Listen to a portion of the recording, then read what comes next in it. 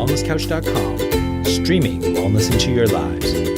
You're listening to A Quirky Journey, the healthy family podcast with your hosts Jo Whitten and Fouad Kassab.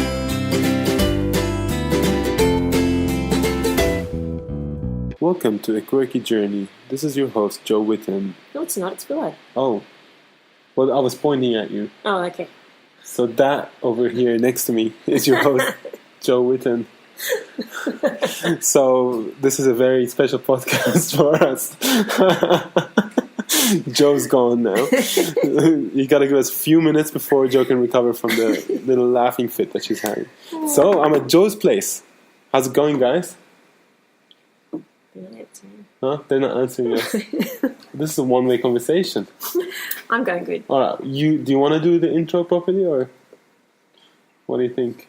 I don't know. All right. I think this is good. I think okay, yeah. let's keep going. Let's keep going. Okay, guys, this is a very chatty podcast. We're just we're just having a bit of fun here. We're a bit behind on podcasts, so that we thought we would try and catch up with a bit of news, what we've been up to. Yeah, I'm at Joe's place at the moment. I've been in Melanda for the past 3-4 days, so if I'm behaving like in a way that you're not used to me behaving, then You've gone troppo. I've gone troppo. I can't say it. I'm trying to learn the Australian accent of Melanda, and I haven't managed. But here, apparently in the tropics. But you're making my kids laugh a lot, so yeah, that's good. I love the kids. So I've come here and I've found that I've had a family here that I didn't even know about. That's right. And I feel right at home. Awesome. Yeah. So Joe and I have been cooking and laughing and sightseeing, dealing with annoying kids and doing so much stuff. Today I went to a crater. Yeah, volcanic crater. Yeah. So, Joe, what's been happening? Well, what we're supposed to be doing in between sightseeing and laughing a lot is writing recipes. So we're working on getting the program finished off so that we can get that out to you guys. What's the program? Okay, so we better talk about that, shouldn't we? So I finally showed Fouad what I've been working on with the program, and maybe you should tell them what you think of it. So Joe's been working on, when she says the program, she's assuming that you guys know what she's talking about. Of course they know. Do they all? Do they all know? Yeah, all right. So Joe's been working on a program for GAPS, and this is a really, really cool initiative that she's starting. The GAPS community doesn't have a lot of resources at hand. There aren't too many recipe books. They don't have a lot of guidance, and Joe has a GAPS chat group that she's been maintaining for how long now? Over a year? Yeah, it probably Since would be. you started your journey? Yeah, it would be. Yeah. At least a year. And the community's been asking for some kind of program. And help. And with help. recipes. And Joe's been putting together this resource, which I was blown away when I looked at it. I looked at the... she has all these documents. So it's a six-week program, and for each week she has a... she'll tell you what recipes to look at, and it'll be basically following the GAPS protocol for that week. And that's where a lot of people have a lot of trouble within the first 6 weeks to really start getting onto GAPS. Well, finding recipes that are simple and not too time consuming, but taste nice, and that the family all loves, and that, I think a lot of people look at GAPS and just go, it's way too hard. I would have to do way too much cooking, so I just can't even go there. And I know I thought that when I first looked into it, but when you are desperate and you really need to work on your family's health, you bite the bullet and you do it. So what I've been doing for the whole time I've been on GAPS, really, I've been writing down the recipes that I've been working on, and I've shared a lot of them on Facebook and on my blog and stuff, but I just wanted to put it into an easy-to-do program so that people could take the meal plans and use those if they want to, because I know some people really feel like they need the structure and the help with that kind of thing. And then there's an ebook for each week of meal plans. So each week it adds the next foods that you can have in the next level of the intro. So really it's not so much a 6-week program as such, because some people may take 6 weeks, but some people may take a lot longer with intro. So it's the 6 phases. Yeah, 6 phases. So I've done 6 weeks of meal plans, but you might need to use those recipes for, say, stage 3 or 2. You may be there for longer than a week. You may be there for a few weeks, and some people even longer, until you get to a stage of healing where you can move on. So I've tried to put in a good variety of recipes and tips and ways to change recipes around, just to help people as they're going through the stages to have something that's not always chicken soup. Yeah, so I've looked at the documents that are the companion basically of the program. So the program is broken up to videos and the website. Yeah, there'll be the cheat sheets and the like fact sheets of how to do things like how to season pans and and a video that will go with that. And there's audio if you need to just download it to listen to on your iPod or whatever. iPhone or whatever. iPod's a bit old technology these days. They still have them. They still have them? Yeah. Okay. No one uses them. No, everyone just uses their phones. Or you can watch the videos. And then there's also the ebooks and the meal plans. But I think what will also help people is being part of the Facebook group, which there is a Quirky Gaps group that anyone can join and get tips from each other, but there's a private group just for the program as well, and I'll have a GAPS coach in there each week to help with questions, so that'll be good too. Yeah, it's looking great. Really, you've done a great job with it. Thank you. I love that. Like, there's really basic recipes to some really delicious stuff. So Jo will teach you how to make your own ghee and how to render your own tallow and things like that, but also the recipes become better and better, of course, as the restrictions ease off. Yeah. And start adding spices in and stuff and herbs. And it looks great. It looks really good as well. So it's a visually lovely and really well laid out, and it's going to be a great help for people who are starting on the GAPS journey.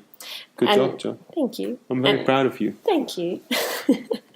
And I do want to mention too, it's not so much the kind of course that you buy from a naturopath or a health practitioner giving you health advice.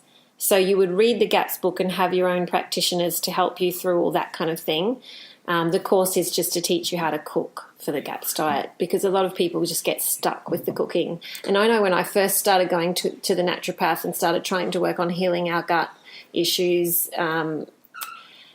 he tried to help as much as he could with giving us lists of what to eat and what not to eat, and here's a few ideas for breakfast, lunch and dinner, but it was very basic, and it took a lot of work to get meals sorted out for when you're first changing to another diet. It's a lot of work thinking all that through. Yeah, and so you don't have to basically do GAPS and work out GAPS at the same time. Yeah, that's right. The food's worked out. The food's worked out. You just do the program, you eat that way, but definitely not medical advice. No, and there will be, I need to just say also that there will be variations for every family. Some people will need to have more of a low histamine version or a low salicylates and amines, or you may need to keep off the eggs for a lot longer than we did, or the nuts, depending on what your particular issues are. And that's why it's so good to work with a practitioner while you're doing GAPS, so that you've got someone helping you through all that and working through when to bring things in and how. And so my recipes and menu plans would be a guideline, but then you would need to tweak them for your own specific needs. And the chat group will help if you have any questions. Yeah, that's right. There's always people in there that are like, oh, I know what to do for changing that recipe to egg-free or nut-free or whatever. But I'll put in as many variations as I can also. And when's that coming? Why do people always ask me that? Yeah. No. I'm hoping that it'll be all done in a month or so, because it's really right towards the end now. We're getting to the end finally. Yeah. So good. Yeah. That's great. Exciting. And then we can go full blast with our next project. Ta-da! Ta-da! So we've changed the name of our book. We're going to call it Quirky Paleo, but we've decided against. So we're going to be calling it Quirkier Cooking, because it's the next installation of Quirky Cooking. Quirky Cooking. Yeah. So it's like taking the recipes that I did, for the first book, and then moving on towards more grain-free, more paleo, more GAPS style, but also just good whole foods recipes. So it will have a really good mixture, I think, and a lot of variations for those people who, just say you've finished the GAPS intro and you're moving on to bringing other whole foods back into the diet. If you finished maybe 2 years of GAPS, or you're working towards a paleo diet, there'll be recipes for all of those kind of people as well. Yeah, so we're really focusing on the whole foods aspect, still gluten-free. We're using some grains like maybe red rice or quinoa, which is a pseudo grain. A bit of basically, tapioca. reflecting the way that Jo and I eat at the moment. I personally eat a little bit more freely than Jo does. Yeah, because we're still on full GAPS. Yeah. So, but we will be bringing, we've only got, another few months, and we've already started bringing in things like sweet potato. So I just want it to have a lot of flexibility in the recipes, that people can go, okay, I love this recipe. I can't have sweet potato, but I can change that for pumpkin, or I can't have, so that it's got the variations with the recipe so that people can play with it and use it as a guide and tweak it for their family. Yeah, and we're talking about whole foods here, really, and this is just a continuation from the first Quirky Cooking, and we're trying to make these recipes that are nutritionally dense, easy to make, really good for the whole family. We're going to have recipes for both traditional cooking and Thermomix as well. Mm-hmm. Can we call it Thermomix? Yeah. And so it's going to be a really, really great book with a whole bunch of exciting new recipes, some of the stuff that I used to do at my restaurant. And his amazing gluten-free bread, which isn't just made on yucky starches. Yeah, we made some pizza yesterday using so the gluten-free bread recipe that I made, and the kids just ate. Devoured it. So it's I think I made 2 kilos worth of bread yesterday, all gone. Yes, I'm afraid so. Yeah, and it's not really. Yeah, it's not really full GAPS, but we're just like I say, we're heading towards whole foods now, so it's great. Fouad's quite blown away by me being able to eat butter and cheese now, which I never could before. Yeah, no sneezing, no colds, nothing. No. The power of good. GAPS. Yeah. That really, it changed my friend from being like a dairy intolerant person to someone I can hang out with and enjoy myself. I used to lecture you all the time about eating dairy. Yeah, stop eating dairy. Yeah. So, really cool. We've gone through a couple of sticks of butter in the past 3 days. Yeah. We bought $20 worth of just cheese today. So, really exciting. Yeah. And I'm looking around Melanda and the Atherton tablelands here, and it's absolutely amazing. So you can see this place, like where Jo lives. This is my first visit here, and Jo, it's amazing where you Beautiful. live. We've had very blessed. This is the first day that we've had where there haven't been any visitors, but we've probably yesterday there was 4 different people who came, and each bringing gifts and avocados. Jo got a delivery of 3,000 avocados to her doorstep. Not quite. Two boxes, 2 trays. Yeah, and so we can buy a little property now with these avocados. We sell them in Melbourne. Yeah. Yeah, just have a GAPS healing center for everyone. Yeah, there you go. Just for the avocado trade, and the underground avocado. Yes. I wonder if we can sneak it onto the airplane and you can't. Is it illegal to take fruit across the border? Some fruit they say no. I don't really know. Citrus and that kind of stuff. Yeah. I don't know. Yeah. All right. Well, I might take some avocados back to Sydney if I can. Let you. If the they let sniffer me. dogs will get you. Yeah. Oh my god. Yeah. Yeah, a Lebanese guy taking avocados across the border. No. That's, when we graduate to Whole Foods. Sorry, I'm getting racist against my own people here, right? So I'm allowed. Is that okay to joke about? I think it is. It is, especially if you're Lebanese. Found Lebanese. Yeah, all right. It's okay. Political correctness, I won't say All right, yeah, Joe's being nice. So, the book, the GAPS program. What else are we working on? Jo and I are presenting at the Mind Forum in May. Yes, in May. So we would love to see some of you there. And I'm also bringing Isaac, so he's also presenting with me. Do you want to explain what the Mind Forum is? So the Mind Forum is... I always forget what it stands for. Let me just quickly check. It's integrative nutrition, basically, helping parents and practitioners to get help with helping children who have autism, ADHD, any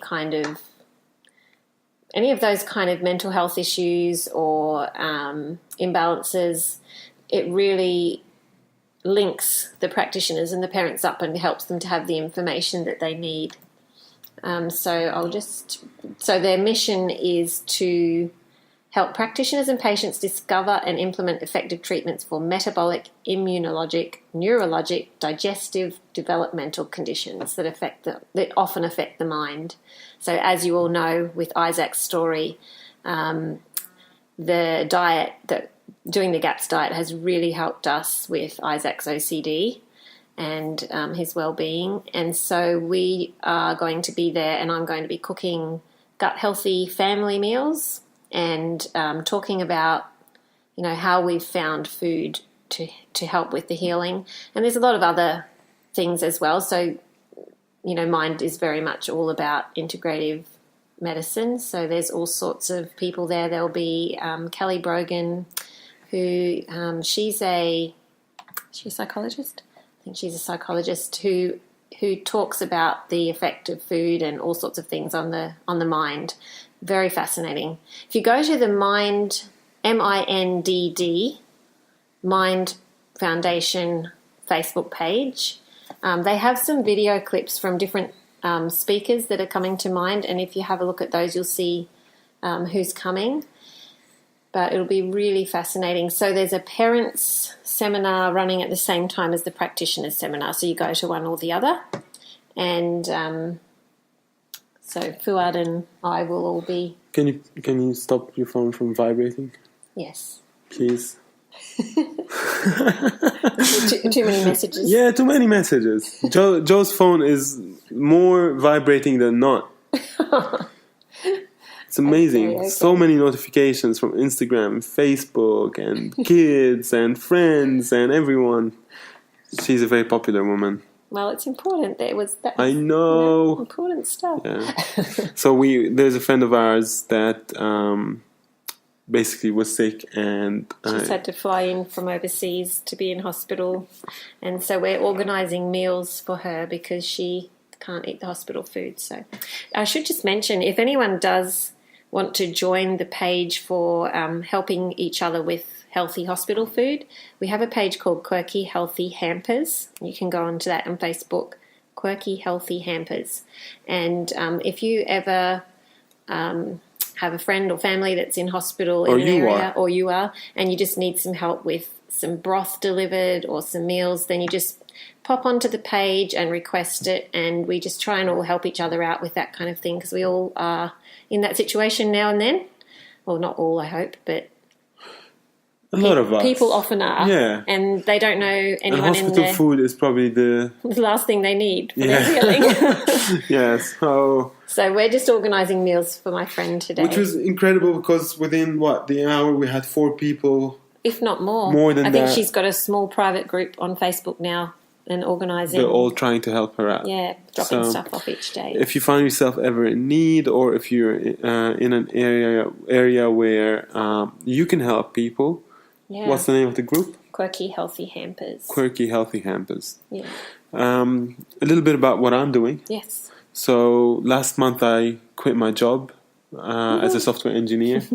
And that's why I'm talking really slowly now. I've detoxed from city life, from this kind of working in the financial industry. Hanging out in Far North Queensland instead of Sydney. Yeah, it's so cool.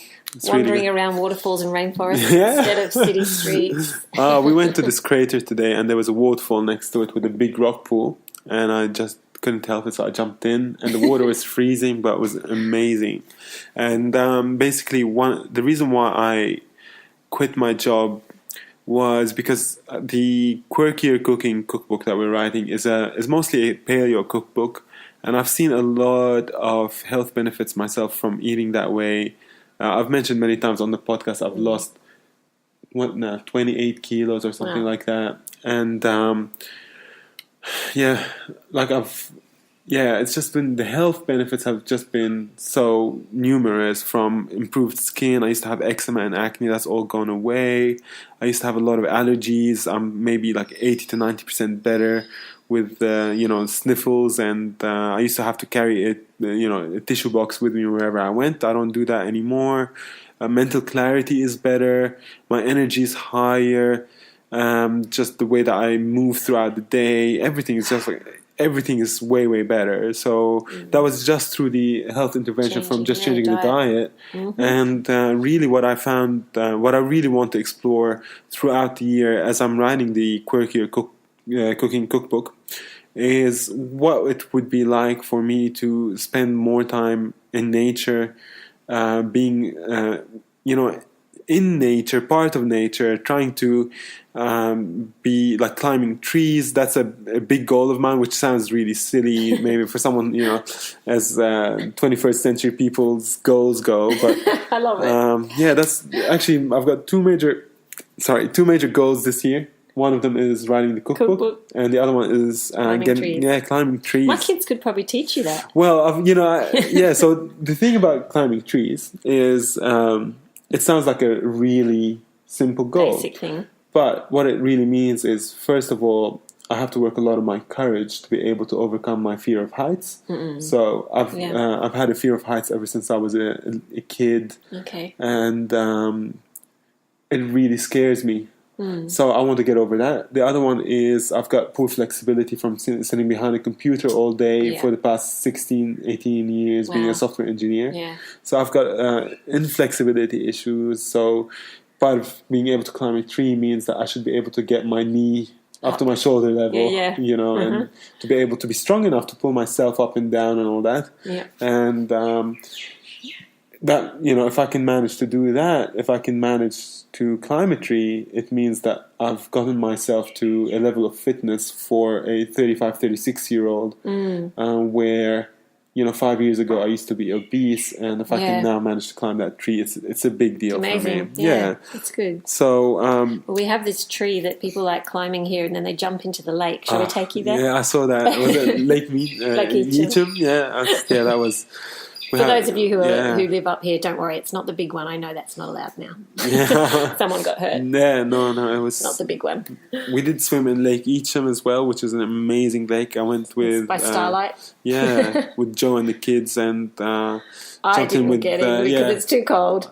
Jumped in with Cassia, the young one, and we had a really nice swim under the starlight, and there was no moonlight at all, so it was just all stars. You could see the stars, and that was incredible. And really, being in nature has had already a profound impact on me in terms of my stress levels have gone down.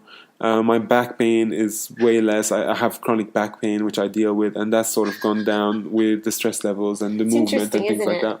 I was just down in Sydney last week, and just the difference in how I feel when I'm in the city and when I'm at home. So much more relaxed at home with the nature all around, and always, we're at the lake at least twice a week. We go for walks at the waterfalls. We just get outside a lot more, I guess. And it's like you were saying, with the community and the people that you meet, it's a lot different in the country to the city. It's not that rush feeling. And I know we went out for dinner. It was lovely to hang out with my friends going out for dinner, but it was so noisy that it's like my brain switched off. Yeah. And you probably saw I was starting to shut down. I just wanted to go to sleep. I think it's too much overload. Country mouse. You got to get used to it. I know. Yeah. So yeah. I don't think you should get used to it, because it gives you these chronic stress levels that you're not aware of. Yeah. And I'm only aware of it now, being in Malanda for the past 3-4 days. And I'm feeling way more relaxed than when I first came. Yeah. And it's a noticeable difference. Like being in the fresh air, under the sun, with a lot of landscape. Well, I call it landscape. A lot of nature around you. and it's therapeutic. It is. It You really feel is. great. Yeah. So I'm looking forward for this year to be one of complete immersion in nature as much as I can, Yeah. as much as I can manage. Well, you're And- sort of not in town, so No. you can manage that at home even. Yeah, and actually, I've got a question for the listeners. If anyone's living in the Hills District where I live In Sydney. in Sydney, I'm looking for a natural spring. I can basically go and collect some water from for drinking water, and it sounds a bit strange, but I was listening to a really great podcast by a gentleman called Daniel Vitalis, and he made a really, really good case for foraging for your own water.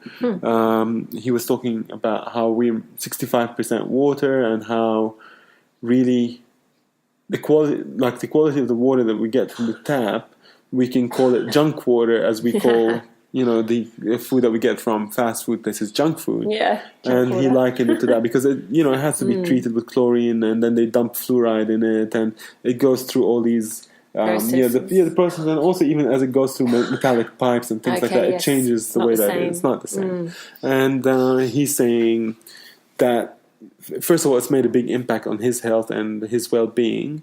And if you're 65% made of this substance, wouldn't you want to get the best type of that water? Makes sense. To make you so actually go and listen to that podcast if you're interested. It really makes a compelling argument. Another thing to worry about in our life, it's called Rewilding with Daniel Vitalis. Let me just look it up while Jo talks a little bit about water. And obviously not everyone's going to be able to find a natural spring close by, but you can get good water filters to help, can't you? Yeah. But listen, it's called Rewild Yourself by Daniel Vitalis. It's on iTunes. Have a look at it and listen to the water episode. There, he actually talks about a site. I don't know if it's American only because he is in America, but he mentions a website where you can actually look for a natural spring that people go and fill up their water from. I actually found one in the Blue Mountains, which is around an hour away from where I live. Okay. And it might be worth it. Just, anyway, you take the kids for an outing. Yeah, that's right. Get a bit of water. Fill up with the water. Yeah. Get a bit of sunlight, movement, carrying heavy things to the car, and then bringing it back. And hopefully it makes a big impact on your health, because let's, for instance, think about the amount of chlorine that's in the water. The reason they put the chlorine there, Jo, is, kill bacteria. So what's it doing in your gut? Yeah.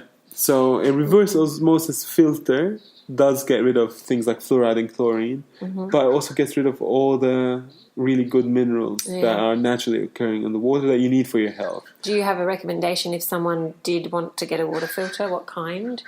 So Look up what I don't have a recommendation. I have a reverse osmosis filter. Okay. I've used that. It has a remineralizer in it. Oh, okay. So there's these cartridges. 2 of them are around getting the water filtered, and the last one is about adding minerals back into the water. Yeah. But the problem with reverse osmosis is it has a huge amount of wastewater that comes out of it. Oh, does it? Yeah. So reverse osmosis will push the water under great pressure through the filter, and probably you can get 30 to 40% water loss. Oh. Yeah, it has 2 tubes. One gets thrown down the sink, and one, or you can collect it and water your garden with it. But the other one is basically the clean water. So there's we look at water in a bit more serious way over the next, at some point with the podcast that we record in the future. After I've done a bit of experimentation myself, I'll try to source some local spring water and drink that. And I'll come back and tell you if that's made any difference in my life. Yeah, I'll let you know. And then you'll start having to stress about sourcing your water now. Thanks. I'm sorry, guys. But, if you think about it, we go to great lengths to get good quality food. And we're 65% water. So really, majority vote goes to water. Yeah, that's true. Yeah. We have the filter that filters the whole house, so we don't have any chlorine in the water. And we don't have fluoride in our water here, so that's good. Yeah. Yeah. Yeah, fluoride's I don't know why they put that. Our water's probably closer to nature than yours. Yeah, yeah, wild water, Wow. wild. It is. So, let me know if you have any experience with foraging water. Let us know. Yeah, that'd be good to We'd know. love to know about any local springs. Put it on Jo's Facebook page. You guys know that Jo has a private chat group called the Quirky Cooking chat group. They should know. They should know. We have a private chat group called Quirky Cooking Chat Group. Yeah, it's great. It's got around 25,000 people in it, and it's a really nice group. It's not, some Facebook groups you get on, there's all sorts of arguing and stuff, but this is just really nice people. Yeah, everyone there is looking at ways to help themselves and the people that they love to eat better and live a healthier lifestyle. Yeah. And everyone understands the challenges of eating that way. Yeah. So everyone's really, really understanding and helpful. Yeah, most of the time. Usually everyone's really good and helpful with each other. So, we try to encourage each other in it without pounding each other and judging if someone's Everyone's not at a different perfect. Everyone's at a different level in their journey. Yeah. What else do we have to talk about?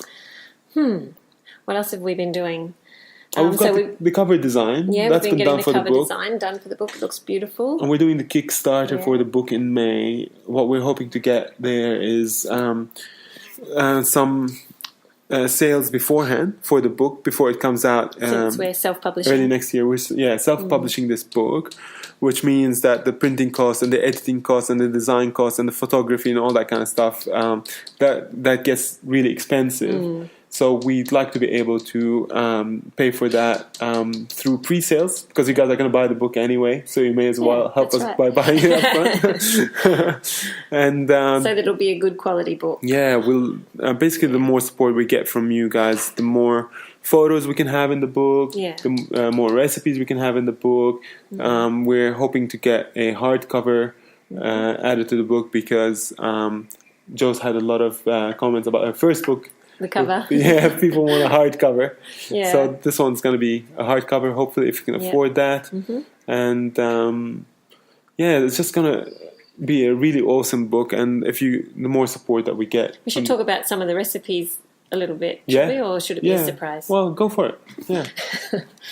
So we're trying to have a really big range of recipes from all over the world. So lots of different cultures, which I think is fun, because you can so easily get stuck in a rut. Like I know with my family, we always ate Tex-Mex, American.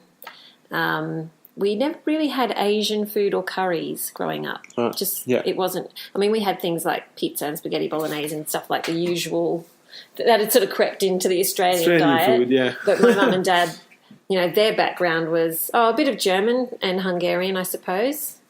From Mum's family, but mostly Texan and Mexican and Australian.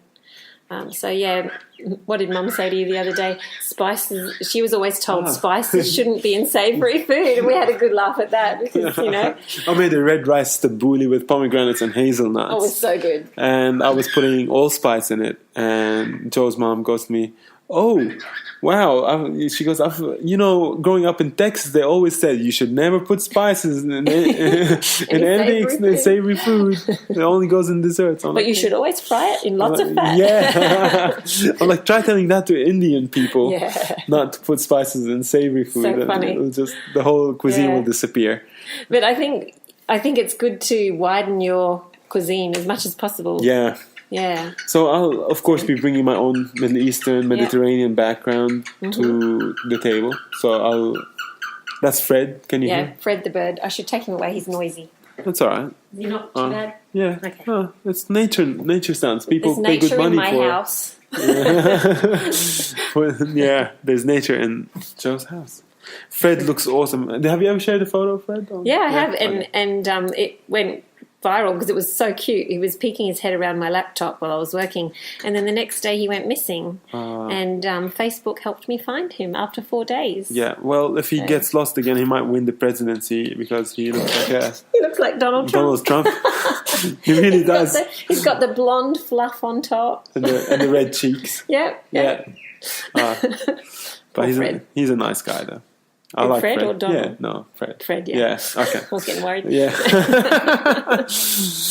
Okay, we I don't will want to stay away from I won't politics. alienate Donald Trump supporters in the Whole Foods community.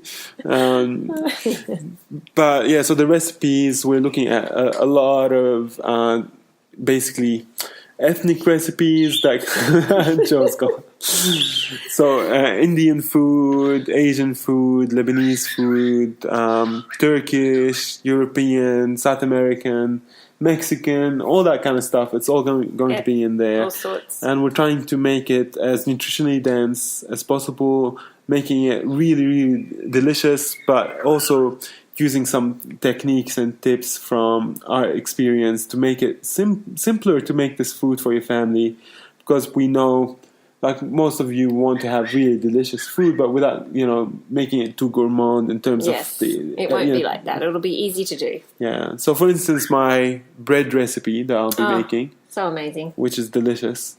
Can't wait for you to try it. But that one you can make it... I think the book is going to mostly sell on the strength of your bread recipe. So good. So good. But we'll make sausage rolls out of it. We'll Yeah. make pizza out of it. We'll make bread out of it, which is Even bread. Pie crust. Yeah. I've done all sorts of things with it. And once you do it, like with the bread, there's a really good recipe for the bread being grilled straight on the pan, or you can put it in the oven. You can make buns out of it. And the beauty of it is that you can put the dough in the fridge for a week and use bits of it. Yeah. So you can make the bread on handy. demand. Yeah. It's not yeasted. But it doesn't have that kind of cakiness that... No, it doesn't. Or that crumbliness of a gluten-free bread. No, it's beautiful. Yeah, and it's natural. So those of you who've been to Fouad's restaurants will probably remember it. Didn't you say that you've had people cry when they've eaten it? I've had celiacs who basically never trusted eating gluten-free bread, or never really liked the stuff that they've had, and they've come to the restaurant and they basically, honestly, they've had tears in their eyes going like, thank you for, like, I've forgotten how good bread could taste like, and I've actually given them the recipe because they've loved it. But I've also had people come to the restaurant and say, this is the best bread I've ever had. I'm like, like you miss bread because you've been having gluten-free bread. He goes, and they'd go, what? This is gluten-free bread? Like, they had no idea.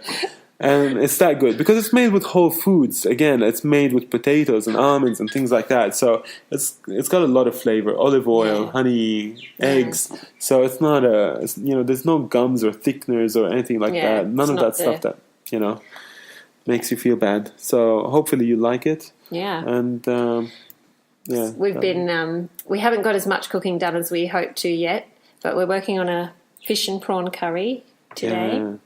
And yesterday was the tabbouleh with there's been a few dips, some nice dips. Let's see, what else have we made? We're working on a pumpkin pie, grain-free, dairy-free pumpkin pie.